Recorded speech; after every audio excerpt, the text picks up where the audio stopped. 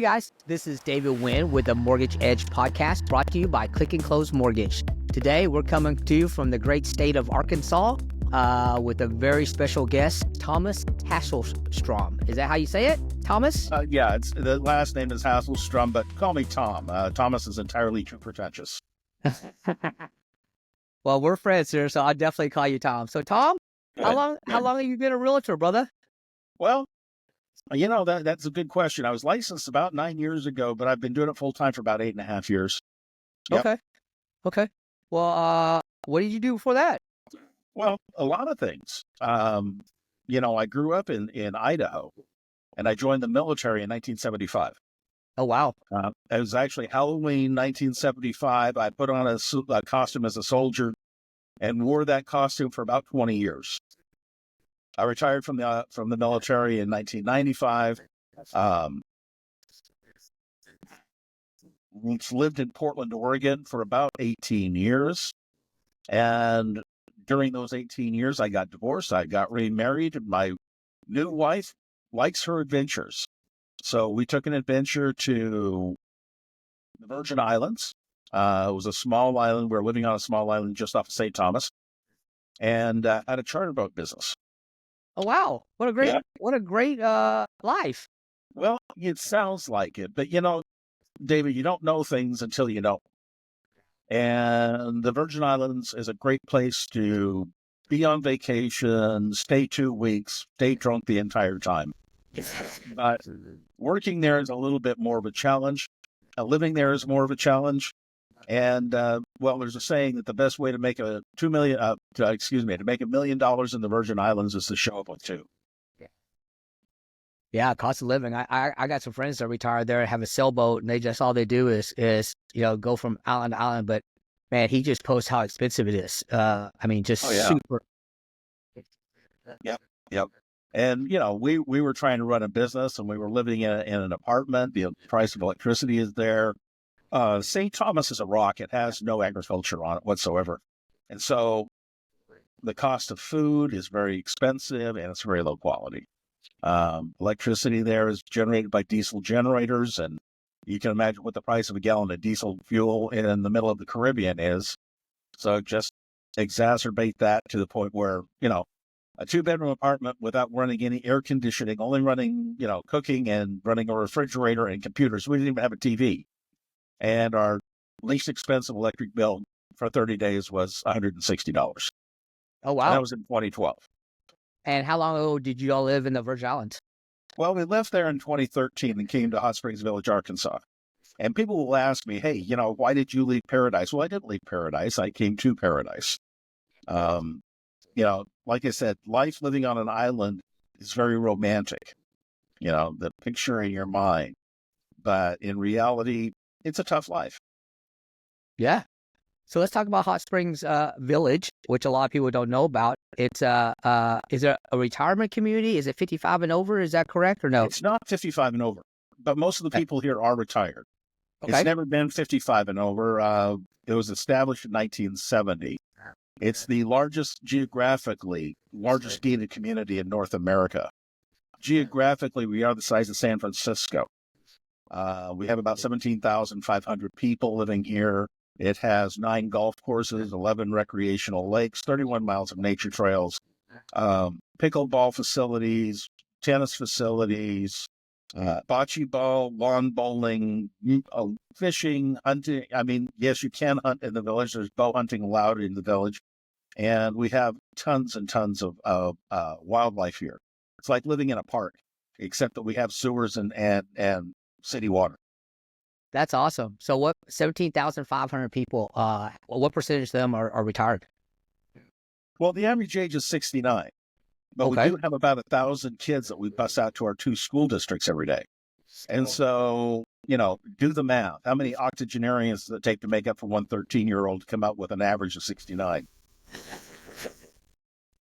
Well, it sounds like a great place to live. So you've been there since 2013.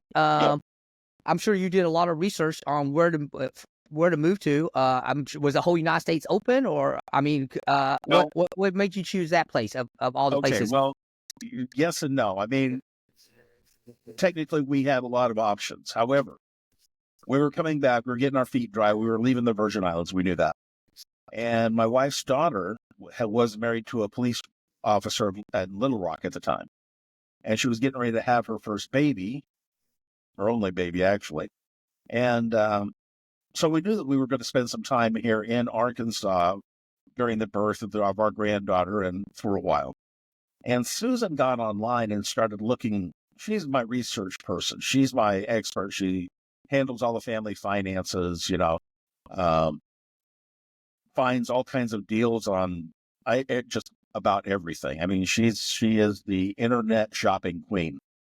And anyway, she got online and started looking for places to live in Arkansas because we knew we were going to be here for a while.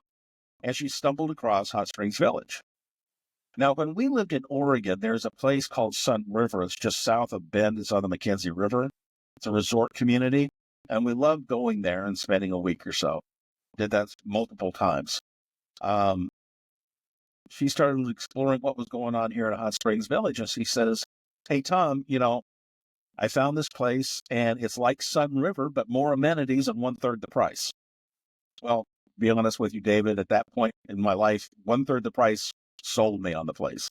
So we landed in Little Rock, stayed with her daughter for a couple of weeks, and came down here, explored the area, fell in love with it. We rented here for about 6 years before we bought because our experience in the Virgin Islands taught us that we should probably date a place before we married it. But eventually we did marry it and bought a house, and we've been here ever since. That's awesome. So you came back to the States and you started selling houses immediately in 2013? No, heavens no. No, when we were in the Virgin Islands, we ran a charter boat business, took people out on day sales. We would pick them up typically from a cruise ship, and we would take them out. There was a little island, and it's not the famous Buck Island that's north of St. Croix, but it's a small island that was referred to as Buck Island. It was about maybe a mile south of St. Thomas. But it had 2 coves. One of them was Turtle Cove, and the other one was Shipwreck. Now, Turtle Cove was a habitat for great green sea turtles. I'm talking about turtles that are, 3 feet wide and 4 feet long? Oh, wow. Yeah, Beautiful. huge animals. And this is an environment for them that was a breeding ground, etc. So there were tons of them around there. That was a very popular tourist destination. And then adjacent on the other side of the island was Shipwreck, where the Navy had sunk a barge to create a man-made reef down there. And there were tons of nice, really pretty fish. So we took people snorkeling. Now, the interesting thing about Shipwreck was there was also a barracuda over there that was named Bernie. And he was well fed because there were tons of fish for him to eat. But, he always liked coming up and looking at people when they were snorkeling and diving in that area as well. But he was very friendly fish. He just looked scary as all get up. Yep. That's awesome. Well, I mean, that sounds like a dream, to be a captain of the ship, taking people on cruises and everything like that.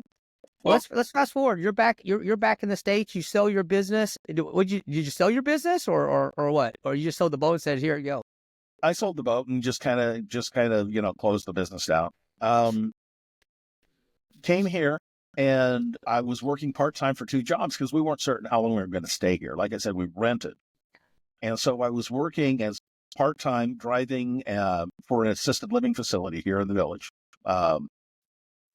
Good Samaritan Society, and also working as crew on the Belle of Hot Springs, which is it's made up to look like a paddle boat, but it doesn't have it's like a stern wheeler, but it doesn't have the big stern wheel on it. But it was in Hot Springs, which is a big tourist mecca. It's a town of 35,000 that gets 5 million visitors a year. And 3 times a day, we would take it out. Once at lunchtime, once at supper time, and then once in the evening. And I worked as crew on that. I bartended, I washed dishes, I bussed tables, I took out the trash. Yeah. So those were the first 2 jobs I had when I got here. It's Then awesome. later on, after the season was over, I went to working as a driver more often. Then became transportation coordinator, took over the entire department there uh, at Good Sam, which was right along line with what I did in the military, and then became fleet manager for the village for a while. Now, this was the time that Susan got licensed. She wanted to get into real estate, my wife, and I was getting in. She wanted me to get licensed as well, so I went ahead and got licensed at that time. What And I year is worked that? in what's that? What year was that? Oh, would have been 2015. Okay. So I guess 10 years almost I've been licensed now. And but I went to work for the village, the POA, as their fleet manager, and she started the real estate business. And after about a year and a half, she was getting a little bit overwhelmed and was wanting to get out, but she was making more money than I was, so I went ahead and took over. And I've been selling real estate full time since then. That's awesome. Because I was going to say, I've seen your numbers, Tom. You're doing really great things out there. Well, thanks. What's unique about the village. Sorry about that. Is how do you get your name out there? How do you find you? You're such a bubble or enclosed area. Like you don't sell outside of the village, right? You only Oh, sell I in. do. I mean, I do sell real estate. I've got some listings in Hot Springs. I've sold real estate as far as north as Little Rock. And when Susan started, our broker called her their star agent because she was from this point to that point to that point to that point to that point to that point. She was going all over, and she had sold property as far as Greer's Ferry and Beebe up in northern Arkansas.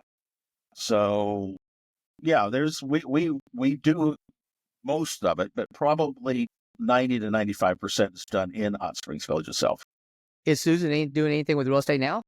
She is. She had retired for a year, and then just this year she decided to get back into it. So she's now relicensed, and we are part of a team. Yep. Well, y'all make a great team. So, tell me, how they find? I mean, like, if you're looking to move to the villages or the village, how do they research online? I figure a housing complex like that has all sorts of media and coverage and all that stuff, and Well, it doesn't and really. they I come. mean, really, Hot Springs Village is kind of the best kept secret, and I don't know why. Because it's a wonderful place to live. This literally is. Now, David, I've lived in Europe. I've lived in Asia when I was in the service. I've lived in the Caribbean. I've lived in the Pacific Northwest. I've lived all around the United States. And this is hands down, and not just because I'm selling it. This is hands down the best place in the world to live. It's clean air. It's clean water. It's good people. It's quiet. It's peaceful. You're living in nature. It's like living, I've heard it described as like living in a park, just with sewer and city water, and garbage pickup. The POA is not an HOA. First of all, our assessments are very low. I think it's about $113 this year a month. But it's more like a municipal government. That's really the role that it plays. Takes care of our roads, picks up our garbage, takes care of our sewer. We have the largest pressurized sewer system in the entire world. Takes care of our water, provides us with police. We have aside from the guards on the gates, which are rent-a-cops, we have real live law enforcement officials who are paid, their salaries are paid for by the POA, but they are deputized in both Saline and Garland counties, which is important because Hot Springs Village straddles the county line between those two. We also have a professional fire department with 4 fire stations and 3 ambulance companies. Inside the village. In Hot Springs Village. This is like a very large little city. How's that? Yeah, what did I say? 17,500 people. That's a really large city. I mean, that's bigger than some cities for me in Idaho. Well, but the village is 34,600 platted lots. And after 54 years of existence, we have less than 10,000 homes. So we're really somewhere between 25 and 30% filled in. There's tons and tons of lots, and you can get them here very cheap. Construction here is actually really high quality, and homes here, I mean, a brand new house, we're looking at somewhere between typically $200 to $210 a square foot. Oh, wow. And we have houses here. We have townhouses that you can get for less than $200,000. In some cases, less than $150,000. In some cases, less than $100,000. they're not, they were probably the ones that you'd want to fix up, but all of those things are capable of, you're capable of getting here. It's not an over 55 community. A lot of people retire here simply because of the climate. We play golf 12 months out of the year. We have 4 seasons, however, but we do play golf 12 months out of the year. Cost of living here is very low. It's very safe. We have virtually no crime. It's just an absolutely phenomenal place to live. That's phenomenal, Tom. Well, I could sit here and talk to you all day about the village and what you're doing for real estate and everything else. What should we have talked about that we did talk about? Well, I mean, you when we were getting ready for the podcast, you told me that people want to know more about me. Yeah, I Yes. really am an open book. I'll talk to anybody about anything at any time. Drives my wife crazy. Go to the grocery store and we may not get out for half an hour and we've only bought 3 things. But the other things to talk about, how to get a hold of me, because really this is a little slice of paradise. And the way that you can get in touch with me is you can reach me on Facebook. That's probably the best way. I'm Tom Hasselstrom, where you can reach me by email, tomhasselstrom@gmail.com, or you can reach me by phone. And I have 2 numbers. One is my marketing number. It's 501-594-4990. And the other one is my main line or my direct line, which is 501-538-7313. Call me or text me. And if you're watching this live, folks, you saw that go across the lower thirds, all that information. We want to make sure people can find you, Tom. What else, brother? Well, I'm really kind of at a loss now. I know I was supposed to have something together here, but No, hey, I am the grandfather of 6, and I am 66 years old, so I have senior moments. Well, I think at 66 you're young.